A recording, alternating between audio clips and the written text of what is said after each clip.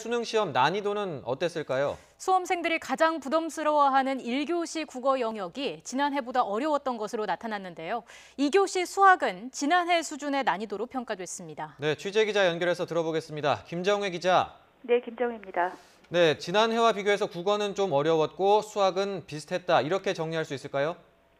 네, 지난해 수학 영역이 어려웠다고 하는 수험생이 많았는데 올해도 같은 수준의 문제가 출제가 됐습니다.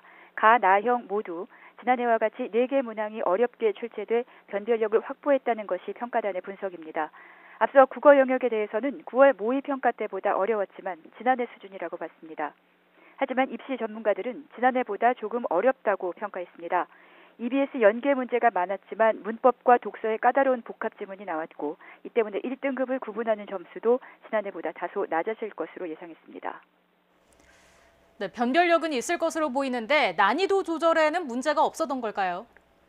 네, 이강래 수능출제위원장은 학생들의 과도한 수험 준비 부담을 덜고 학교 교육 내실화를 위해서 전년과 같은 출제 기조를 유지했다고 말했습니다. 국어는 좀 어려웠고 수학은 지난해 수준이었기 때문에 대체로 출제 기조를 유지한 것으로 평가받고 있습니다. 지난해에도 국어와 수학의 난이도가 있어서 변별력을 확보했었는데 올해도 그대로 이어질 것으로 보입니다. 탐구 영역을 비롯한 선택 과목은 그동안 과목 선택에 따른 유불리 논란이 있었는데 평가원은 이를 완화하는 데 힘썼다고 말해서 난이도를 조절한 것으로 보입니다.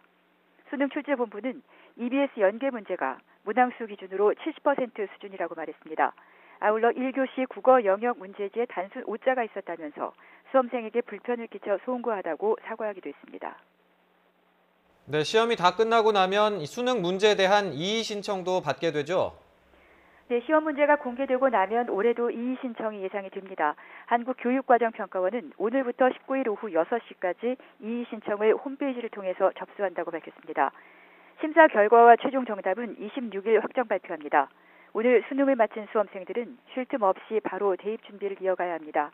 수능 후 첫 주말인 17일과 18일에 대학별 수시 모집 논술 전형 시험과 학생부 종합 전형 면접이 진행이 됩니다. 대입 정원의 76%가 수시 모집이라서 대다수 수험생이 곧바로 논술과 면접을 치릅니다. 수시 일정이 곧바로 진행되기 때문에 당장 내일부터 전문 입시 기관들은 수험생과 학부모를 상대로 입시 설명회를 엽니다. 수험생 성적은 다음 달 5일 통지되는데 그 전에는 가채점으로 자신의 성적을 가늠해보고 적성을 고려해서 대입 전략을 짜야 합니다. 지금까지 YTN 김정희입니다.